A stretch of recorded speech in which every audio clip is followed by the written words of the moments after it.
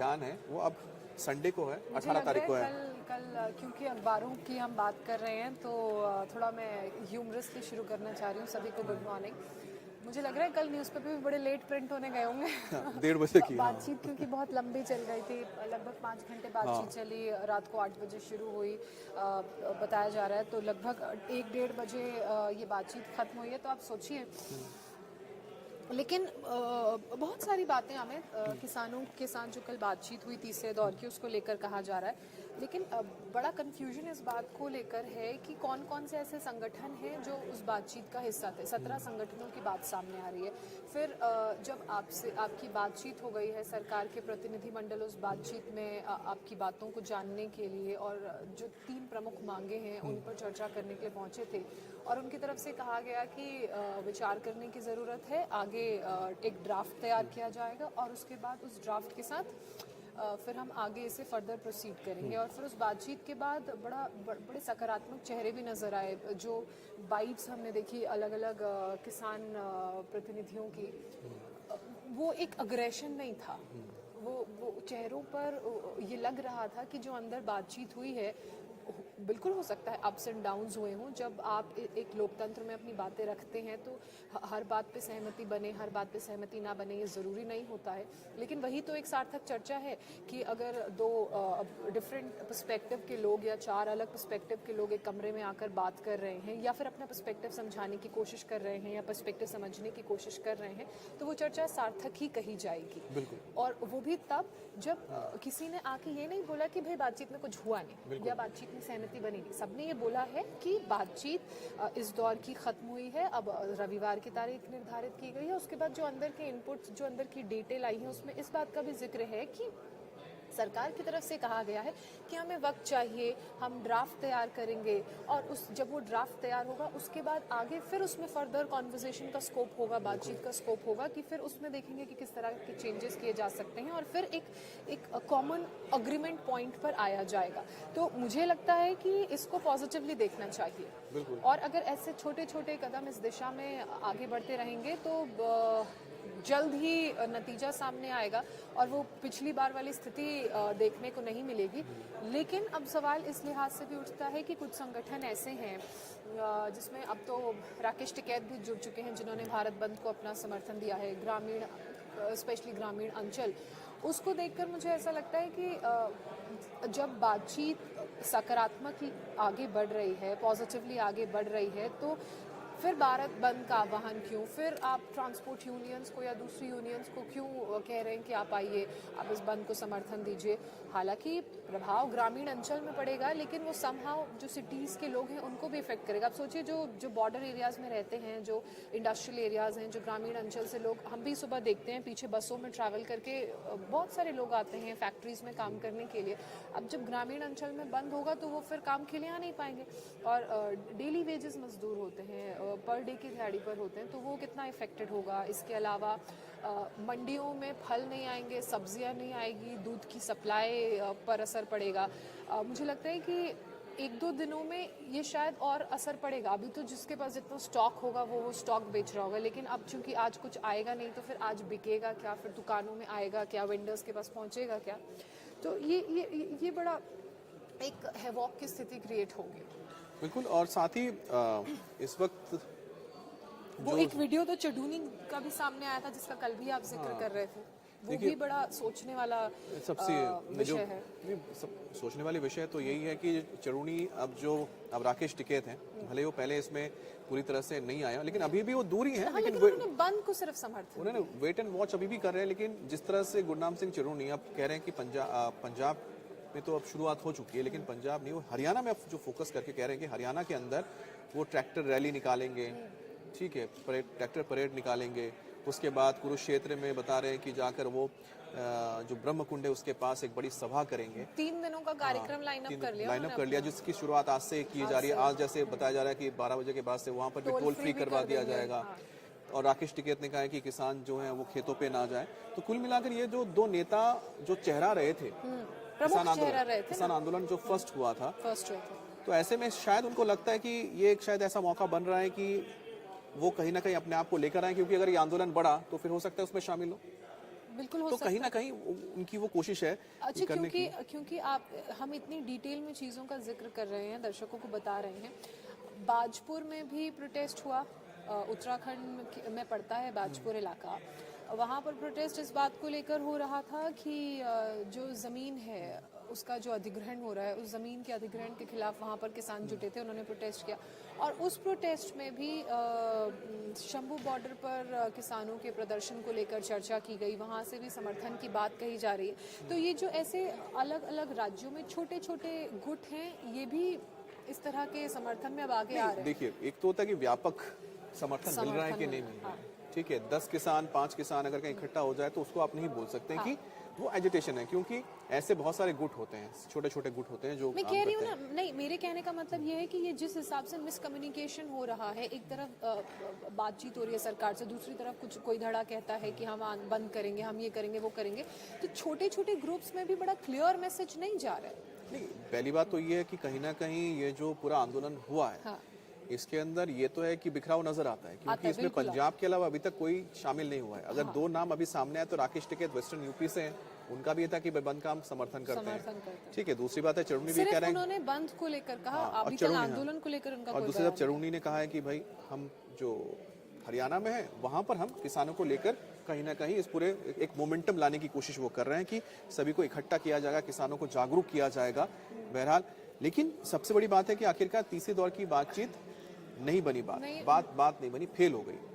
और फेल होने की जो सबसे बड़ी वजह इसमें आएगी वो होगी एमएसपी, क्योंकि देखिए अब किसानों की कुछ मांगे ऐसी भी है जिसको सरकार के लिए बहुत मुश्किल है मानना, चाहे वो एमएसपी हो, चाहे वो WTO से आप भारत हट जाए, या फिर वो फ्री ट्रेड एग्रीमेंट्स बंद कर दें।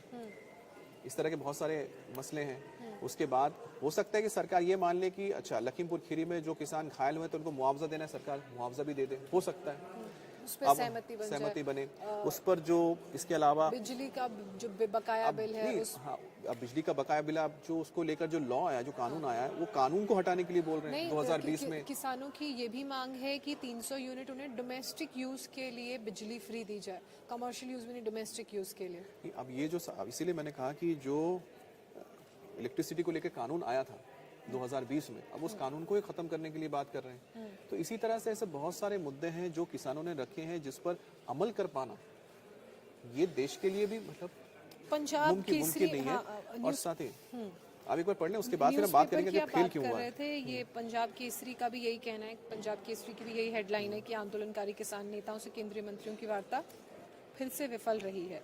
पर्सपेक्टिव है, चंडीगढ़ में जो वार्ता हुई थी, भगवंत मान भी उसमें शामिल हुए, लेकिन बात नहीं बन पाई। भगवंत मान तो अपनी परेशानियां लेकर शामिल हुए थे कि भाई आपने स्टेट में इंटरनेट बंद कर दिया है, 3 राज्यों में बच्चों के एग्ज़ाम्स हैं। फिर हरियाणा पुलिस जो ड्रोन्स भेज रही है उस सीमा पर, वो ड्रोन्स भेजना, और जो शेलिंग हो रही है, टीयर गैस छोड़ी जा रही है, वो बंद करे। हालांकि सरकार की तरफ से कहा गया है कि अगर एक तरफ से कोई आगे बढ़ने की कोशिश नहीं होगी तो दूसरी तरफ से इस तरह का कोई एक्शन भी नहीं होगा। लेकिन खबर ये भी है कि जो केंद्रीय मंत्रियों का डेलीगेशन गया था किसानों से कल मिलने के लिए, उन्होंने किसानों से मुलाकात से पहले पंजाब के मुख्यमंत्री और वित्त मंत्री चीमा से मुलाकात की है। अब देखना यह है कि उस मुलाकात में क्या बातचीत की गई है, किस तरह का एक मैसेज कन्वे करने की कोशिश की गई है, क्योंकि आंदोलन की उपज तो पंजाब से ही हुई है, वहीं से ये लोग आगे बढ़े हैं, वहाँ रोकने की कोई कोशिश की नहीं गई। अगर वहीं पे ही चीज़ों को संभाल लिया जाता उस लेवल पर ही, तो ये इतने आगे तक चीज़ें पहुँच नहीं पाती। और बिल्कुल, और दैनिक जागरण में मैं पढ़ रही थी, सॉरी टू इंटरप्ट, मैं कहीं ये भी पढ़ रही थी अमित कि जो CID की टीमें और इंटेल की टीमें, क्योंकि जब इस तरह से आंदोलन होते हैं तो फिर आपको अपनी स्टेट इंटेलिजेंस, नेशनल इंटेलिजेंस को भी एक्टिवेट करना पड़ता है। तो जो CID की टीमें हैं और जो दूसरी इंटेल एजेंसीज हैं, उनके पास ये भी जानकारी है कि हरियाणा, पंजाब, उत्तर प्रदेश, कर्नाटक, इन राज्यों से ट्रेनों में भी किसान जो हैं वो दिल्ली के अंदर घुसने की कोशिश करेंगे। और यही कारण है कि जो दिल्ली के तमाम छोटे बड़े रेलवे स्टेशन हैं, NDLS के अलावा निज़ामुद्दीन जो पुराना दिल्ली रेलवे स्टेशन है, आनंद विहार की तरफ, इन सब जगह रेलवे पुलिस को चौकस रहने के लिए कहा गया है, हाई अलर्ट पे, और किसी भी संदिग्ध पर पैनी नज़र रखने के लिए बोला गया। मतलब हर तरीके से पुलिस इस बात बात को मेक श्योर कर रही है, सिक्योरिटी पर्सनल्स इस बात को मेक श्योर कर रहे हैं कि पिछली बार जैसी स्थिति ना बने? लेकिन देखिए, ये तो ठीक है कि अगर किसान आ रहे हैं और पब्लिक ट्रांसपोर्ट का इस्तेमाल करके आके यहाँ विरोध प्रदर्शन करना चाहते हैं वो आए, लेकिन उसके साथ एक परमिशन ली जाती है। या तो फिर आपके लिए डेजिग्नेट जगह है, एक जंतर मंतर, दूसरा रामलीला ग्राउंड आप लीजिए, वहाँ पर आप कीजिए। तो वैसे प्रदर्शन में कोई किसी को कोई रोक नहीं रहा है, क्योंकि वो प्रदर्शन होगा ही। लेकिन जिस तरह से पंजाब से जिस तरह से आया जा रहा है कि दिल्ली, अब जैसे कि दैनिक जागरण में लिखा गया है कि दिल्ली कूच करने वाले हथियारों के साथ संसद भवन पर कर सकते हैं घेराव। ये हलफनामा दिया गया। हरियाणा के गृह सचिव TVSN प्रसाद ने पंजाब के किसान संगठनों के दिल्ली कूच के मद्देनजर हाई कोर्ट में दाखिल स्टेटस रिपोर्ट में बेहद चौंकाने वाली जानकारी दी है। हरियाणा सरकार ने कोर्ट को बताया कि उनके पास ऐसे इनपुट हैं कि हजारों की तादाद में आंदोलनकारी मॉडिफाइड ट्रैक्टर ट्रॉलियों में हथियारों के साथ दिल्ली में डेरा डालने की व्यवस्था कर रहे हैं और ये संगठन संसद का घेराव कर सकते हैं। और दावा किया कि किसान संगठनों का ये विरोध शांतिपूर्ण नहीं है और पिछले अनुभव को देखते हुए आम नागरिकों के साथ उनके संसाधनों को नुकसान पहुंचा सकते हैं। जैसा कि पहला जो हुआ था किसान आंदोलन, उसमें देखा गया था किस तरह से लाल किले के ऊपर हजारों की तादाद में लोग पहुंचे, तो वहां पर किस तरह से उन्होंने तबाही मचाई थी, किस तरह से जो किसान आए थे उन्होंने पूरी तरह से दिल्ली को चोक कर दिया था।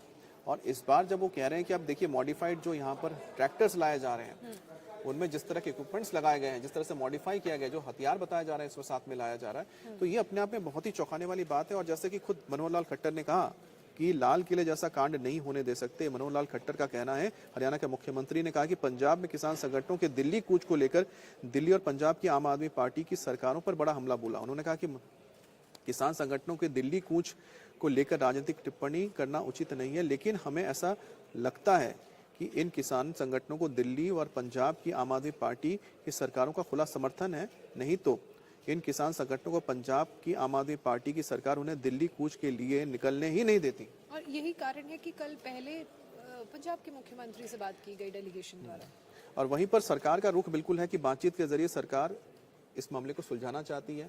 अनुराग ठाकुर ने भी कहा था, अब किसानों ने पंजाब में 4 घंटे ट्रेन रोकी थी और साथ ही किसानों के साथ बैठक करके हलफनामा मांगा गया है। अब ये क्या है, खबर हम बता रहे हैं कि किसानों के साथ बैठक पर हलफनामा।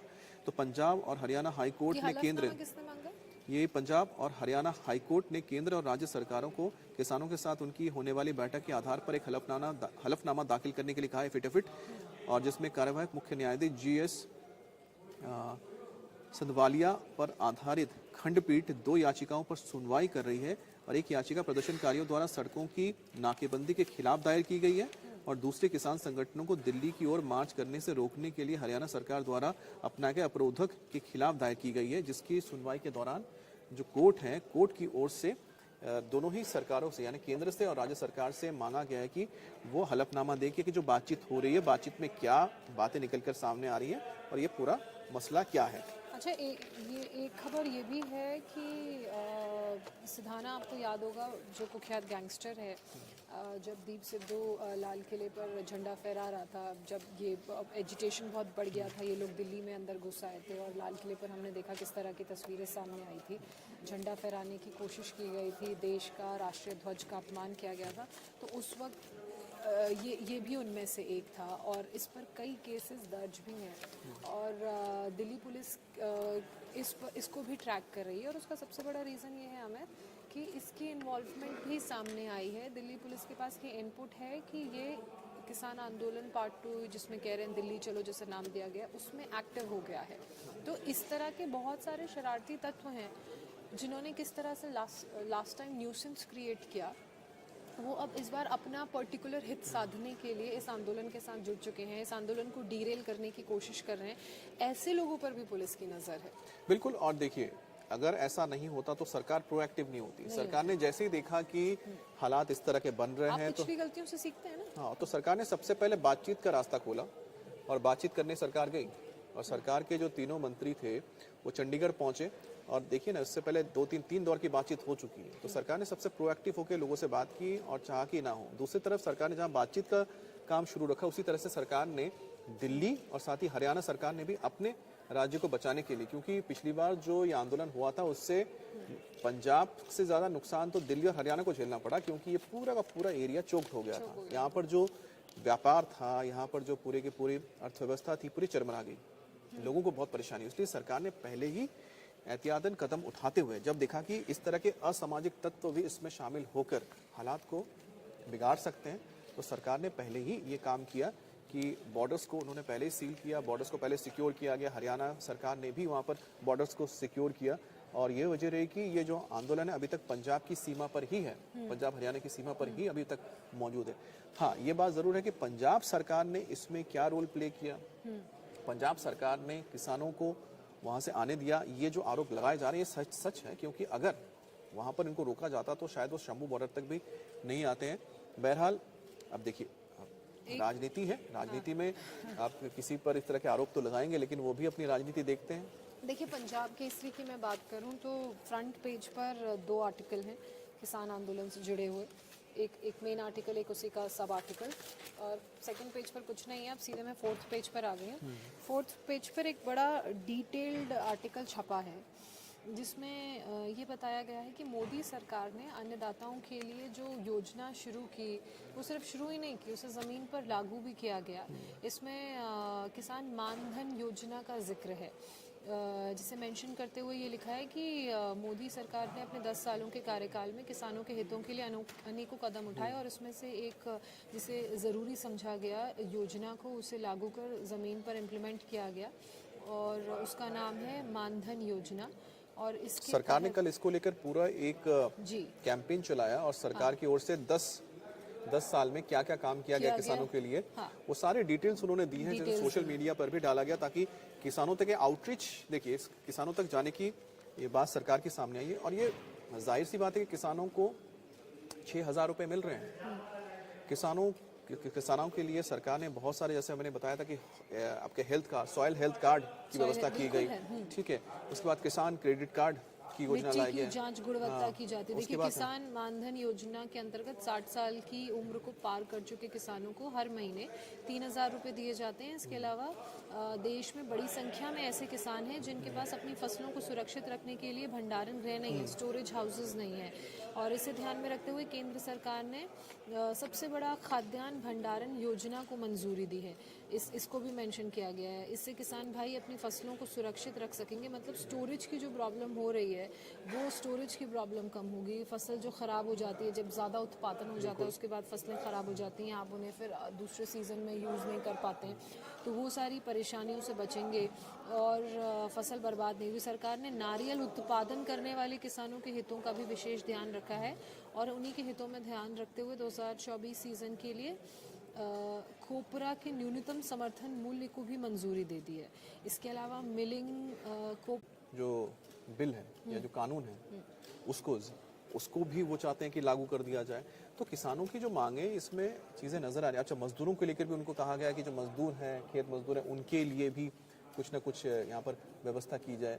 तो सरकार ने ये सारी चीज़ें डिटेल्स दी हैं कि देखिए आपकी जितनी मांगे हैं, इस सरकार ने 10 साल में ये सारे काम किए हैं, लेकिन उसके बावजूद जो मसला, अब देखिए जो उसने आके किस पे रुकता है, एमएसपी पे। अब ये मिनिमम सपोर्ट प्राइस का जिक्र जब भी आएगा तब ये दिक्कत होगी। मिनिमम सपोर्ट प्राइस का मतलब एक बहुत सिंपल सी बात समझ लीजिए कि मिनिमम सपोर्ट प्राइस अगर आता है तो होगा क्या।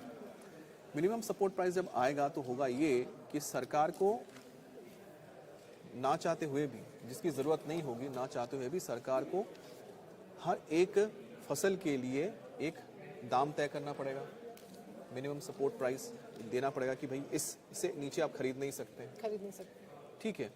अब उसके अलावा और भी जो इनके सारी मांगे हैं, खरीद नहीं सकते। अब आप जब बाहर बेचने जाएंगे तो अगर मार्केट में उसको खरीदा इसलिए नहीं जाएगा कई बार क्योंकि आपने कह दिया कि इससे नीचे आप खरीद नहीं सकते हैं, उससे ऊपर आप एक पैरिटी रहेगी ना, ठीक है, आप नहीं ले सकते। अब डिमांड अगर कम है तो कैसे कोई खरीद लेगा, क्योंकि ये डिमांड एंड सप्लाई का पूरा मुद्दा है। और दूसरी बात यह है कि एमएसपी अगर आपने एक बार तय कर दिया कि तो फिर, और सरकार को अगर आपने बात दी कि सरकार को खरीदना पड़ेगा, तो ऐसे में दो चीज़ें हो जाएंगी। उसमें जो सरकार को जो बर्डन आएगा वो आएगा करीब 40 लाख करोड़ का बर्डन। अब 40 लाख करोड़, आप समझिए एमएसपी में क्यों दिक्कत आ रही है कि आप सोचिए सरकार को अगर 40 लाख करोड़ ये सब बातें मान ली जाएं तो 40 लाख करोड़ का बजट सरकार को रखना पड़ेगा हर साल का, जबकि सरकार का किसानों के लिए, और सरकार का जो टोटल बजट ही वो 45 लाख करोड़ का है। जब 45 लाख करोड़ का सरकार का बजट है, 40 लाख करोड़ आप सिर्फ और सिर्फ किसानों के इन मांगों के सामने अगर दे देंगे तो उसके बाद 5 लाख करोड़ में कैसे आप पूरा देश की चीज़ों को चलाएंगे? आपको लगता है कि देश की हर एक जो भी मैं सिधाना जो वाली भी खबर खर्चे आपको हैं, बता तमाम रही थी। चीज़ें उसको आप उठा लेंगे? सिधाना वाली खबर मैं आपको बता रही थी, पंजाब केसरी में भी इस खबर का मेंशन है। हरियाणा बॉर्डर पर किसानों के बीच देखा गया है गैंगस्टर लखा सिधाना। दीप सिद्धू के साथ ये लास्ट टाइम सिधाना, दिखा हाँ। था। तो ये एक अब इसीलिए क्योंकि देखिए पिछली बार भी जिस तरह से देखा गया था, कहीं ना कहीं पीछे कुछ प्लेयर्स होते हैं जो लोगों को गुमराह करके ले जाते हैं। अब पिछला एक्सपीरियंस देखा जाए, आखिर क्या ऐसी ज़रूरत पड़ गई थी कि लाल किले के ऊपर धावा बोला जाए, लाल किले में तोड़ फोड़ की जाए, लाल किले में तिरंगे झंडे का अपमान किया जाए? तो ऐसे में जब आप ये इसके सवाल उठते हैं, ये कोई बेबुनियाद कोई सवाल नहीं है जो जनता या लोग उठा रहे हैं किसान आंदोलन को लेकर, उसके पीछे वजह है। और एमएसपी की अगर बात की जा रही है कि एमएसपी आखिरकार क्यों, कि एमएसपी की वजह से ही अगर ये पूरी बातचीत रुक जाती है तो मुझे लगता है कि शायद एक रास्ता निकालना चाहिए, बीच का रास्ता, क्योंकि ऐसा तो नहीं है कि सरकार एमएसपी नहीं दे रही है, क्योंकि जो प्राइस जो तय करती है कमेटी, वो हर साल एक प्राइस देती है और एक मापदंड दे देती है कि इससे नीचे नहीं होगा, इसके ये या फिर इससे ऊपर ही आप चीज़ों की खरीद करेंगे। एक मिनिमम वैल्यू तय कर दिया जाता है। तय कर दिया जाता है, लेकिन उसके बाद भी अगर किसान लगे हैं कि नहीं हम इसी पर ही रहेंगे, हमारी जब तक ये मांग पूरी नहीं होती है, लेकिन सरकार अगर मांग पूरी करने जाएगी तो कैसे हो जाएगा? दूसरी बात ये भी कि आखिरकार जो राज्य सरकारें हैं, अगर जहाँ पर कांग्रेस की सरकार है वो वहाँ पर इसको करके देख सकते हैं, आप अपने लेवल पे implement कर सकते क्योंकि जो कृषि है, कृषि तो स्टेट सब्जेक्ट भी है ना, ऐसा नहीं है कि सेंट्रल सब्जेक्ट है। हैं। जैसे लैंड, पंजाब जैसे राज्य में जिसकी मुझे लगता है पंजाब की जो मैक्सिमम रेवेन्यू जनरेशन होता होगा, या अगर हम एज अ स्टेट पंजाब की इकॉनमी की बात करें तो वो तो कृषि है, बिल्कुल एग्रीकल्चर है। तो वहाँ आप स्टेट लेवल पे इम्प्लीमेंट कीजिए। आप किसानों के साथ हैं, आपका समर्थन किसान और उनकी मांगों के साथ है, तो फिर आपने स्टेट लेवल पे वो चीज़ें क्यों नहीं इम्प्लीमेंट? बिल्कुल। देखिए जनसत्ता में भी चुनावी बॉन्ड की तो खबर है ही। इसके साथ प्रधानमंत्री नरेंद्र मोदी ने कतर के आमिर से जो मुलाकात की थी, शेख तमीम बिन हमद, उसका भी जिक्र है, वो तस्वीर भी छपी है। और साथ ही किसान आंदोलन को लेकर जो किसान पटरियों पर बैठे हुए हैं, पटियाला के राजपुरा की तस्वीरें अमित, यहाँ पटरियों पर बैठे किसान अपने अपने पार्टी के झंडों के साथ, पार्टी एज इन की जिन संगठनों को वो रिप्रेजेंट करते हैं उनके साथ यहाँ बैठे हैं, प्रदर्शन कर रहे हैं। संयुक्त किसान मोर्चा की तरफ से दिल्ली कूच के आह्वान पर पंजाब से ये रवाना हुए थे और किसान साथ ही एक संगठन। जो सबसे इंटरेस्टिंग चीज़ देखिए, आप इसको पढ़िए, यहाँ पर एक बहुत इंटरेस्टिंग चीज़ भी आई है जो इस बार इस्तेमाल किया जा रहा है। नॉन लीथल हम कह रहे हैं ना, जो वेपन्स हैं उसका इस्तेमाल करने के लिए एक नए तकनीक का इस्तेमाल किया जा रहा है।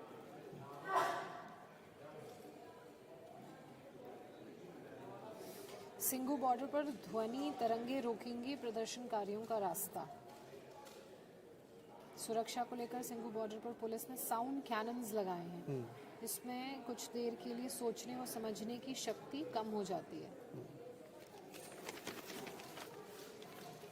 दिल्ली पुलिस के वाहनों के ऊपर ये साउंड कैनन्स लगाए गए हैं। साउंड कैनन वाहन के ऊपर लगाया गया है। ये यंत्र कई बैटरियों से संचालित होता है, यानी कि बैटरी से साउंड कैनन्स चलते हैं।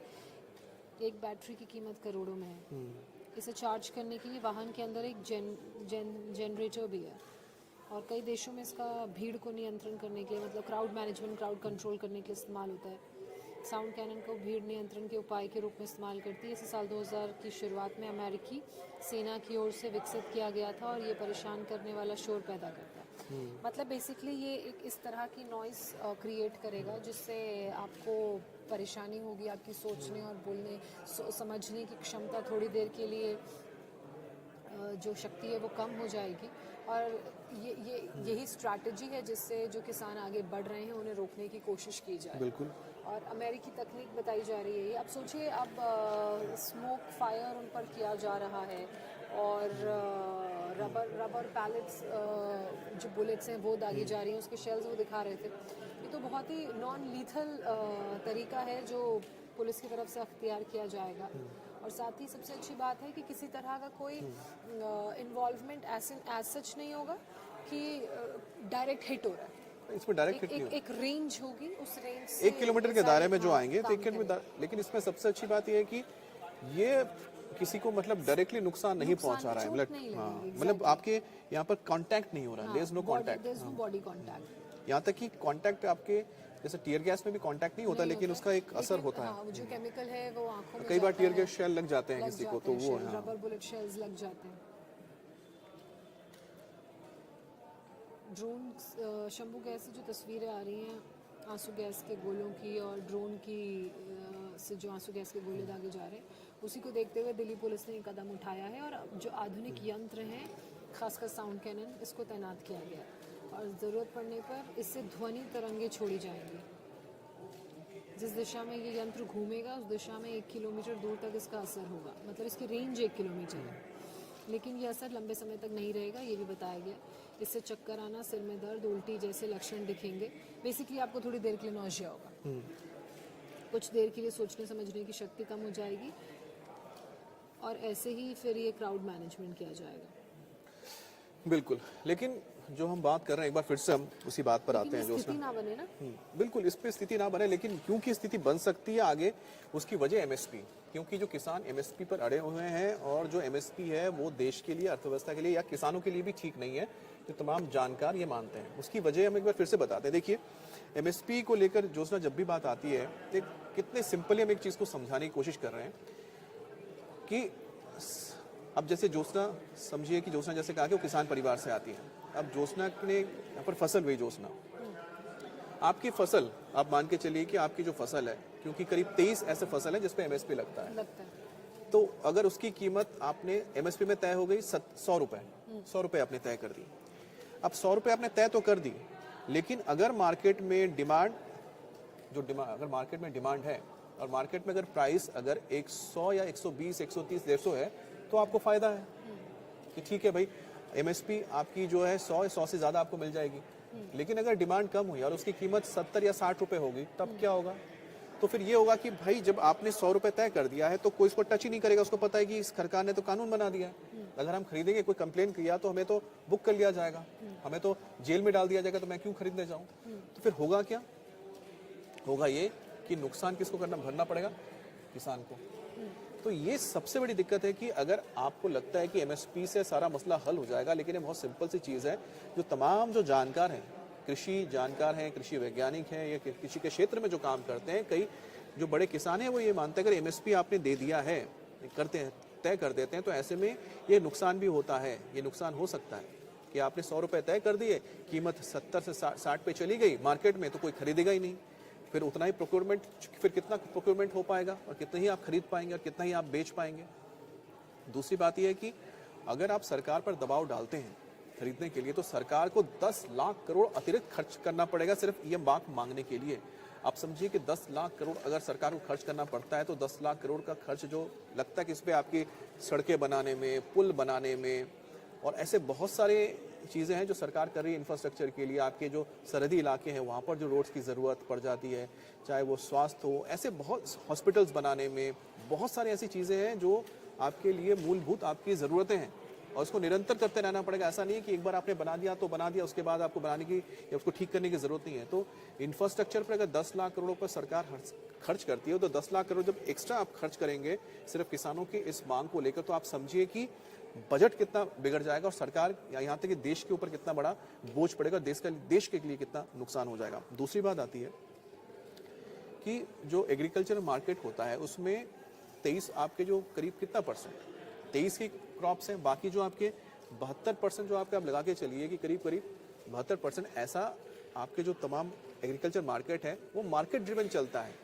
जिसकी ज़रूरत होती है वो उगाया जाता है, जैसे फल सब्जी तमाम जिसकी डिमांड होती है उस हिसाब से चीज़ों को उगाया जाता है, उस हिसाब से बेचा जाता है। तो ये सोचने वाली बात है कि जो एग्रीकल्चर भी है वो मार्केट ड्रिवन है, ना कि सिर्फ कि आपने जिस पर एमएसपी मिलता है आपने सिर्फ वही उगा लिया। जैसे कि चावल हो गया, गेहूँ हो गया, आप वही उगाए जा रहे हैं और उसी से आपको लगता है कि हाँ हम यही उगाएंगे क्योंकि ये इस पर एमएसपी आता है और सरकार इसका प्रोक्योरमेंट करती है तो हम इसको ले लें। तो ये कहीं से भी ठीक नहीं है। एक एग्जाम्पल आप समझिए कि अब जैसे कि जो पोल्ट्री फार्मिंग है, पोल्ट्री वो आज के टाइम में 9 से 8% के हिसाब से बढ़ रही है पूरे मार्केट में, और जो पोल्ट्री के किसान हैं वो तो सरकार से कहीं भी नहीं बोल रहे कि जाके आप हमें एमएसपी दे दीजिए कि हम इतने में ही चिकन जो आप पोल्ट्री फार्मिंग कर रहे हैं, पोल्ट्री बेच रहे हैं, अंडा बेच रहे हैं, या फिर हम जो चिकन है वो बेच रहे हैं पोल्ट्री के, तो उस पर हमें एमएसपी चाहिए, क्योंकि मार्केट ड्रिवन है। मार्केट में डिमांड आती है उस हिसाब से। जब बर्ड फ्लू आया था आप देखिए कितना नुकसान हुआ था, कितने सारे जो सारे बर्ड्स हैं उनको मारा गया था ताकि बीमारी ना फैले, लेकिन उसके बावजूद भी पोल्ट्री का जो पूरा बिजनेस वो ख़त्म नहीं हुआ, और ना ही वहाँ पर सरकार से चीज़ों को उस तरह से डिमांड की गई। हाँ ठीक है, इंश्योरेंस रहा होगा, इंश्योरेंस से उसको लिया, एक बार फिर से खड़ा हुआ। अभी भी जो पोल्ट्री मार्केट है या फिर डेयरी, जैसे डेयरी है या फिर मत्स्य पालन है, ये तमाम जो एग्रीकल्चर का हिस्सा आती हैं, एग्रीकल्चर का हिस्सा है, वहाँ पर तो कहीं पर भी एमएसपी की मांग नहीं की जा रही। वहाँ पर जो किसान हैं वो खुद कर रहे हैं और खुद मुनाफा भी कमा रहे हैं, क्योंकि वो मार्केट के हिसाब से चल रहे हैं। तो यही वजह है कि जो किसान लगातार एमएसपी या फिर सिर्फ गेहूं और चावल इस पर अगर फोकस की जाती है, अगर मार्केट के हिसाब से करेंगे तो आप डेफिनेटली एक बात बिल्कुल क्लियर होगी कि एमएसपी से भी कई ज़्यादा गुना पैसा जो कमाएंगे। हाँ ये बात बिल्कुल क्लियर है, और ये होना चाहिए कि सरकार एक चीज़ को इंश्योर करे। सरकार तो एमएसपी दे रही है, ऐसा नहीं कि नहीं दे रही है, कि जो किसान की लागत आ रही है, जो किसान वहाँ पर जितना लागत लगा रहा है, लागत प्लस उसका मुनाफा होना चाहिए, ताकि किसान भी समृद्ध हो, जो कि रिस्क लेता है, रिस्क लेकर वो फसल बोता है, और फसल के ऊपर जब रिस्क आए उस रिस्क को कैसे कम कर सकते हैं, किसानों को नुकसान ना हो कैसे हो सकता है। अगर वो कर्ज लेता है, कर्ज लेने के बाद उसकी फसल फेल हो जाती है, उसको मुनाफा नहीं होता है, तो ऐसे में किस तरह से वो ऋण का बोझ उस किसान को खत्म ना कर दे, उसे सुइसाइड ना करना पड़े। ये तमाम चीज़ें बिल्कुल ये किसान जो डिमांड करे अपनी डिमांड में रखें और सरकार से उसके लिए कोई रास्ता निकाले।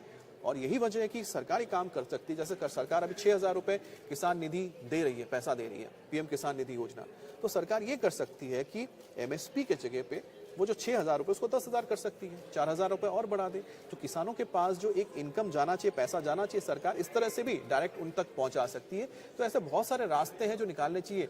अड़ जाना सिर्फ एक ही एक मुद्दे को लेके, जो मुद्दा जो आपके जानकार हैं और जो किसान, ऐसे कई सारे किसान भी हैं जो इसकी वकालत नहीं करते हैं कि एमएसपी मिले, तो वो सोचना चाहिए, क्योंकि स्वामीनाथन रिपोर्ट में अगर दी गई है एमएसपी का जिक्र किया गया है, लेकिन उसको लेकर कई सारे और भी जानकार हैं जिन्होंने सवाल उठाया कि क्या एमएसपी वाकई में ही किसानों के लिए अच्छा है या देश के लिए अच्छा है। नहीं, तो ऐसे बहुत सारे और भी आपके जो जानकार हैं जो बताते हैं कि किस तरह से इसके नुकसान भी हो सकते हैं। हाँ, रास्ता निकल सकता है कि क्या किसान निधि को बढ़ाया जा सकता है, ताकि अगर एमएसपी कानून ना बने, लेकिन किसानों के पास, उनके पास एक फाइनेंशियल सिक्योरिटी रहे, आर्थिक उनके पास सुरक्षा रहे, उसके लिए किसान निधि को बढ़ा दें।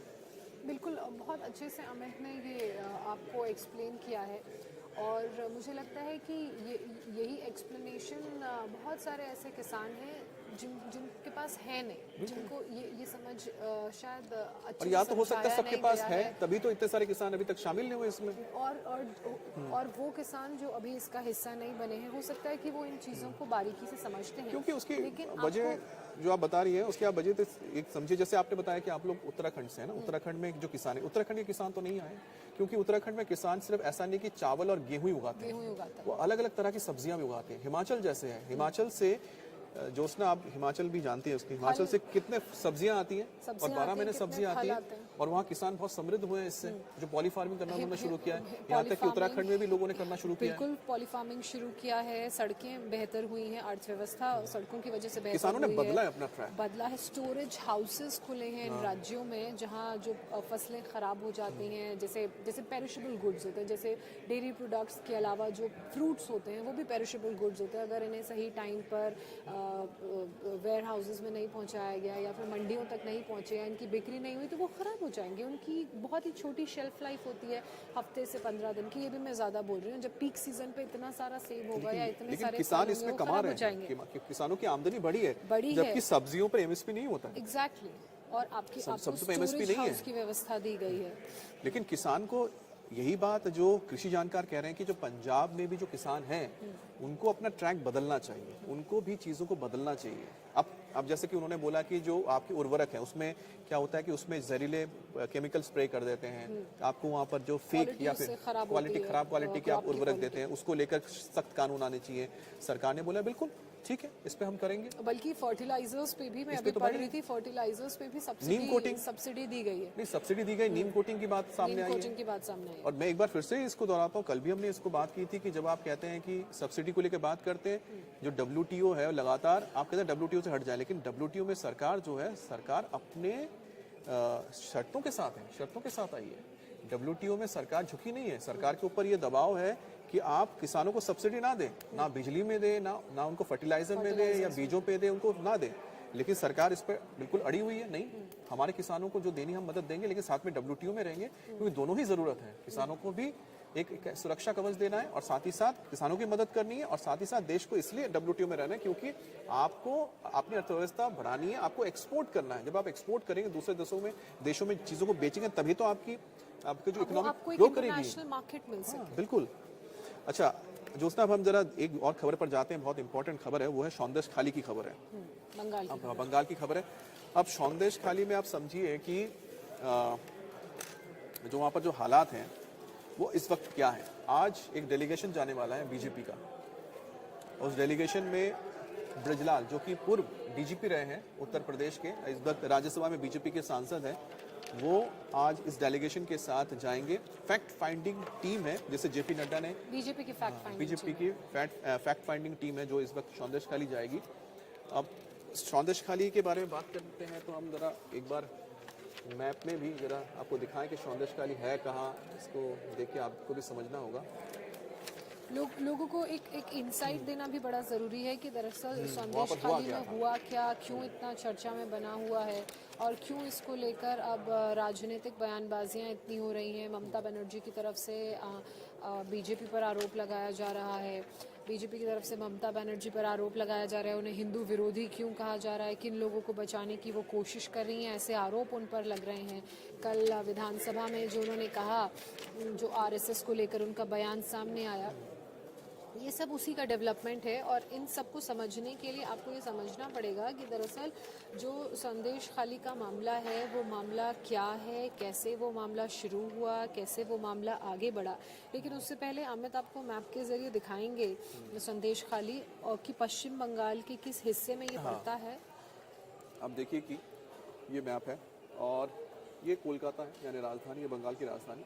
बंगाल की राजधानी यहाँ पर है और सौंदेश खाली यहाँ पड़ता है। और सौंदेश खाली जो जगह है, ये बोशीराट जो है, ये बोशीराट है, तो बोशीराट के एरिया में पड़ता है और ये नॉर्थ 24 परगना का हिस्सा है और बहुत ही करीब है, ये बॉर्डर के साथ है। देखिए इस तरफ आपका बांग्लादेश बॉर्डर पड़ता है, ये बांग्लादेश है, ये पूरा का पूरा देख रहे हैं, ये बांग्लादेश, ये बॉर्डर, मेन बॉर्डर, ये बांग्लादेश है और ये हो गया आपका बंगाल।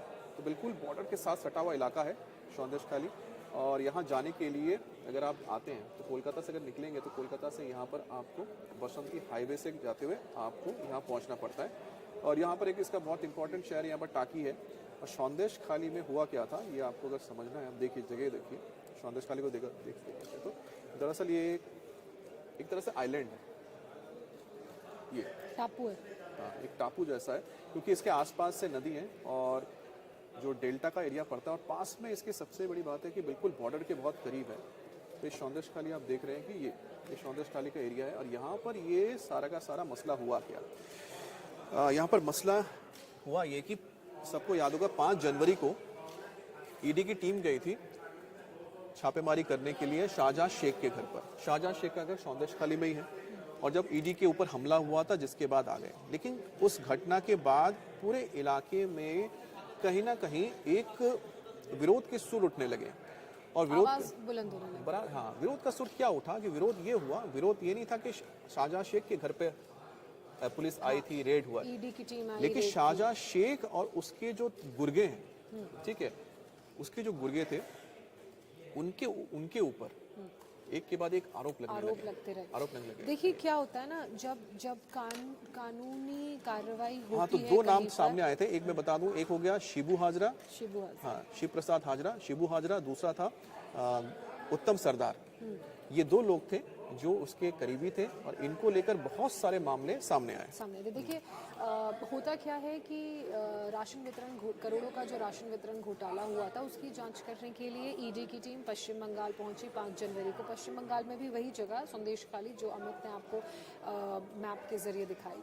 और वहाँ पर कार्रवाई की गई टीएमसी नेता शाहजहां शेख पर। हालांकि हमने देखा किस तरह से ईडी की टीम पर भी पत्थरबाजी की गई, हिंसा की गई, उन पर भी उनको भी नुकसान पहुंचाने की कोशिश की गई, लेकिन जो भी वहाँ हालात थे उन हालातों से पार पाते हुए ईडी की टीम इवेंचुअली उन्होंने वहाँ अपनी कार्रवाई को अंजाम दिया। लेकिन तब तक जो शाहजहां शेख हैं वो वहाँ से भाग चुके थे।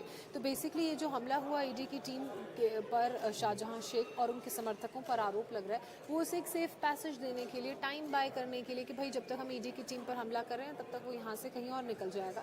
लेकिन कार्रवाई शाहजहां शेख पर करने के लिए पहुंची थी, और जब आम लोगों ने देखा कि ईडी की टीम यहाँ पर शाहजहां शेख पर कार्रवाई करने के लिए पहुंची है, तमाम आरोप जो उस पर लगे हैं करोड़ों के राशन वितरण घोटाले को लेकर, तो धीरे धीरे लोगों ने बात करनी शुरू की, लोगों ने अपनी बात कहनी शुरू की। और उसमें जो सबसे ज़्यादा नंबर्स था वो महिलाओं का था।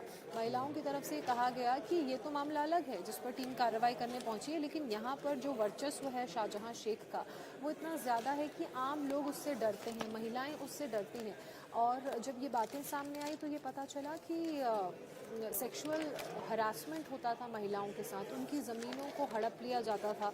वहाँ पर बंगाल में पॉन्ड्स बड़े ज़्यादा हैं, तो फिशिंग होती थी और उनको हड़प लिया जाता था ज़मीनों को, वहाँ पर फिशिंग करते थे। ये आरोप लगे थे शाहजहां शेख और उनके जो गुर्गे हैं, जो उनके जो दूसरे साथी हैं, उन लोगों पर।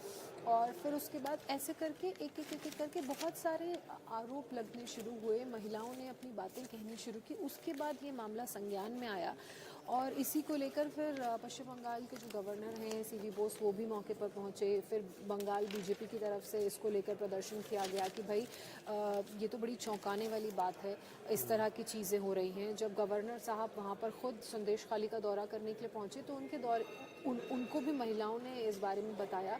और उनके दौरे के बाद बंगाल हाई कोर्ट ने, कोलकाता हाई कोर्ट ने स्वतः संज्ञान लेते हुए, एकल पीठ ने, सिंगल बेंच ने स्वतः संज्ञान लेते हुए ये कहा कि ये बहुत ही चिंताजनक बातें हैं, बहुत ही चिंताजनक घटनाएं हैं। एक कि महिलाओं का सेक्सुअल हरासमेंट हो रहा है, दूसरा लोगों की ज़मीन हड़पी जा रही है। और इस मामले में ममता बनर्जी से अगली सुनवाई से पहले 20 फरवरी को अगली सुनवाई है इस मामले में, कोर्ट में हियरिंग है स्टेट हाई कोर्ट में।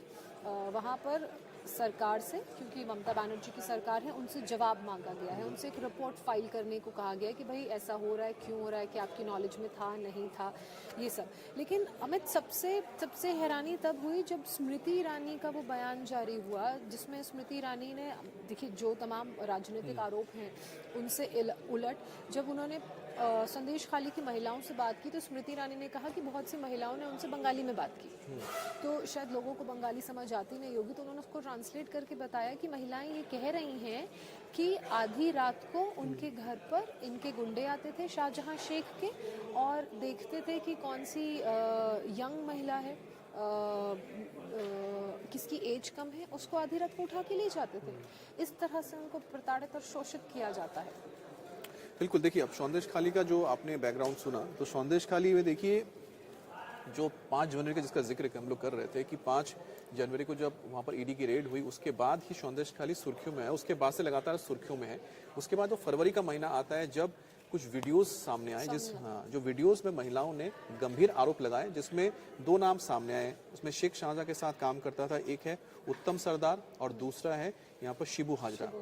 अब उत्तम जो सरदार है, उत्तम सरदार जो है वो वहाँ पर जो ज़िले का हेड चीफ था, यानी अध्यक्ष था तृणमूल का, और उसको हटाया गया है, पार्टी से सस्पेंड किया गया, उसके बाद उसको गिरफ्तार कर लिया गया है।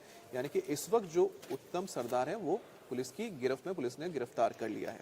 दूसरी बात है शेख शाहजहां और शिबू हाजरा बताया जाए एक्शन किस तरह से लिया गया वो, और शिबू हाजरा और साथ ही साथ जो शेख शाहजहां है अभी भी उन्हें पार्टी से बाहर नहीं निकाला गया, ना सस्पेंड किया गया है, दोनों अभी भी पार्टी में ही है। अब दोनों को लेके आरोप, जो एक मुख्य आरोप ये भी लगा है कि जो दोनों क्या करते थे, अब जैसे उत्तम सरदार को लेके बताया जा रहा है, जो वहाँ के लोग आरोप लगाते हैं कि जब इलेक्शंस होते हैं, अब जैसे पंचायत इलेक्शन है, पंचायत इलेक्शन में अगर टीएमसी को कोई वोट नहीं दे रहा है तो ऐसे उनको धमकाया जाता था, बताया जाता है, धमका के उनको कहा जाता है कि आप टीएमसी करो, टीएमसी के साथ आओ, इस तरह की धमकी दी जाती थी। उसी तरह से जो शिबू है उनके ऊपर आरोप लगता था कि ये लोग जो ज़मीन है, लोगों की ज़मीन अगर दिखती तो ज़मीन उनको हड़प लेते थे, ज़मीन ऊपर कब्जा कर लेते थे। ये भी आरोप लग रहे हैं लोगों के ऊपर कि ये जो कहीं ना कहीं जो बाहुबली है इस इलाके के, जो शेख शाहजहां के साथ काम करते हैं और टीएमसी के ये कार्यकर्ता, ये यहाँ पर लोगों के ऊपर इसी तरह से अत्याचार करते थे। महिलाओं की जो बात है, अब जैसे कि जो अनुसूचित जाति आयोग है उसके जो मेंबर्स गए थे, उन्होंने भी आरोप लगाया कि हम जो गए लोगों से हमने बात की, लोग कुछ बहुत कहना चाहते थे लेकिन उनको बात करने नहीं दिया गया, वो सहमे हुए थे, उनके ऊपर अत्याचार किया जा रहा है जिसकी जानकारी है वो आगे जाकर देंगे। उसी तरह से इस इलाके में फिलहाल क्या चल रहा है, बीजेपी की ओर से वहां पर लगातार एक प्रोटेस्ट पूरे बंगाल में अब उठा है। विधानसभा के अंदर शुभेंदु अधिकारी और बीजेपी के तमाम जो नेता हैं लगातार इस मुद्दे को उठा रहे हैं। शुभेंदु अधिकारी कल ही सौंदर्यखाली गए थे, सौंदर्यखाली में हालांकि उनको भी रोक दिया गया था, पूरा सौंदर्यखाली तक नहीं जा पाए, पुलिस के साथ उनका कई बार कॉन्फ्रंट्रेशन भी रहा और शुभेंदु अधिकारी ने कहा है कि अगर इस मामले में उनको आगे इजाजत नहीं मिलती जाने की तो फिर वो आगे कोर्ट का रुख करेंगे, कोर्ट में इस मामले को वो लेकर जाएंगे। तो शुभेंदु अधिकारी अपने कुछ विधायकों के साथ सौंदर्यखाली जाकर लोगों से मुलाकात करना चाहते थे, लेकिन उनको भी वहां पर काफी जो प्रशासन है, प्रशासन के साथ उनके टकराव हुए। पहले उनको साइंस सिटी के पास रोका गया, फिर जब वो सौंदर्यखाली के करीब पहुंचे, आप जानते हैं जब सौंदर्यखाली के पास जब पहुंचे थे तब उनको यहाँ पर आगे हाईवे पर बताया जाता है कि रोक दिया गया था, बसंती हाईवे पर। अब उससे पहले जो बंगाल के सुकांतो मजूमदार, बंगाल के बीजेपी प्रदेश अध्यक्ष हैं, वो भी सौंदर्यखाली के लिए रवाना हुए थे। वो मंगलवार को वहां पहुंचे लेकिन मंगलवार को उनको रोक दिया गया, मंगलवार को जाने नहीं दिया गया, पुलिस ने उनको मना कर दिया जाने के लिए। फिर बुधवार को उन्होंने क्या किया कि बुधवार को क्योंकि सरस्वती पूजा थी तो सरस्वती पूजा में वो शामिल होने के लिए वहां पर गए और उन्होंने वहां पर पूजा की। पूजा करने के बाद फिर से वो जब होटल से बाहर निकल रहे थे तो पुलिस ने पूरे होटल को घेर लिया और वो उस वक्त थे यहाँ पर टाकी में। आप जैसे ये जगह देख रहे हैं, आपको मैं जगह दिखाऊं, ये सौंदर्यखाली आपका इलाका हो गया। जो पूरा का पूरा जो इस पर मसला जो चल रहा है यहाँ पर आप देखेंगे,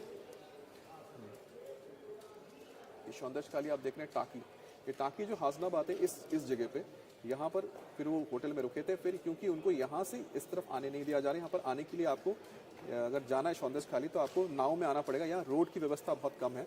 और यहाँ पर जो एक हाईवे, यहाँ पर भी काफ़ी यहाँ पर पुलिस की बताया जा रहा है कि पहरेदारी ज़्यादा है, जिसकी वजह से शुभेंदु अधिकारी इस रास्ते से आ रहे थे, बसंती हाईवे से, यहाँ पर बसंती है जगह, इस तरफ से आ रहे थे, यहाँ से होते हुए आ रहे थे। और जो ये सौंदर्यखाली और जो आपके सुकांतो मजूमदार है वो टाकी से होकर यहाँ पर पहुंचे। तो यहाँ पर उनको रोका गया था, जब होटल के बाहर पुलिस ने रोक लिया, वो बाहर आए, पुलिस के बाद बताया जा रहा है पुलिस के साथ झड़प हुई, उसके बाद पुलिस की लाठी लगने से, लाठी लगने से वो गिर गए, फिर उनको चोट लगी, उसके बाद वो अस्पताल गए। अस्पताल में जाने के बाद फिर उनका फिलहाल इलाज चल रहा है, अब आईसीयू से बाहर आ गए हैं। अब ममता बनर्जी का इस पूरे मामले में क्या रुख है? ममता बनर्जी का ये कहना है कि इस मामले में जो कार्रवाई होनी चाहिए कार्रवाई हुई है और जिनके ऊपर महिलाओं ने आरोप लगाए हैं उनमें से कई लोगों को गिरफ्तार किया गया है। और जिन लोगों को गिरफ्तार किया गया है उसमें एक है उत्तम सरदार भी हैं, लेकिन अभी तक शेख शाहजहां या फिर जो शिबू हाजरा है, शिबू को अभी तक गिरफ्तार नहीं किया गया, जिसको लेकर वहां के लोग अभी भी मुखर हैं।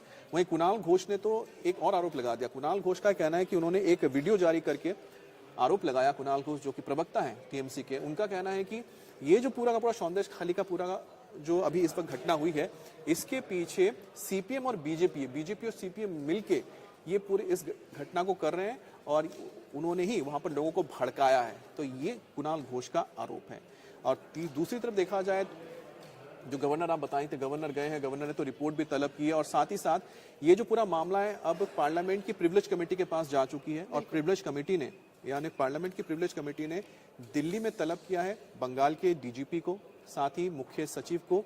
यही नहीं, और जो हासनाबाद, जो बोशीराट हम बता रहे हैं, हासनाबाद बोशीराट का जो पूरा इलाका है, यहाँ के जो जिलाधिकारी हैं उनको भी तलब किया गया है, वहाँ के एसपी को भी तलब किया गया है और 5 अधिकारी हैं वो उनको बुलाया गया और इसको लेकर गृह मंत्रालय में एक रिपोर्ट दी गई है ताकि जो तमाम ये जो अधिकारी हैं वो इस इलाके में जो घटना हुई थी उसको लेकर पहुंचे इस कमेटी के प्रिविलेज कमेटी के सामने। इसके अलावा कोई कलकत्ता हाई कोर्ट की बात की जाए, जैसा कि मैंने आपको बताया, मामले में जब गवर्नर वहां पहुंचे संदेश खाली, तो स्वतः संज्ञान लेते हुए कलकत्ता हाई कोर्ट ने उनके हाई कोर्ट के जस्टिस ने कहा कि मैं स्तब्ध हूँ, किस तरह से ज़मीनों पर कब्जा हो रहा है, महिलाओं के साथ सेक्सुअल हरासमेंट हो रहा है और इसकी कानो कान किसी को खबर नहीं थी। वहीं दूसरी तरफ केंद्र सरकार से 20 फरवरी से पहले इस पूरे मामले में राज्य सरकार से माफ़ कीजिएगा 20 फरवरी से पहले इस पूरे मामले में रिपोर्ट मांगी गई है। पूरी एक रिपोर्ट तैयार कर देने को कहा गया है कि क्या घटना है, अब तक क्या हुआ, आपकी तरफ से क्या कदम उठाए गए। इसके अलावा जो धारा 144 लगा दी गई थी राज्य सरकार और पुलिस की तरफ से वहाँ संदेश खाली में, तो उसे हटाने के भी निर्देश दिए गए हैं और उसका नतीजा ये हुआ कि कल जो महिला राइट के ग्रुप्स हैं, राज्य महिला आयोग है, उसकी टीम पहुंची थी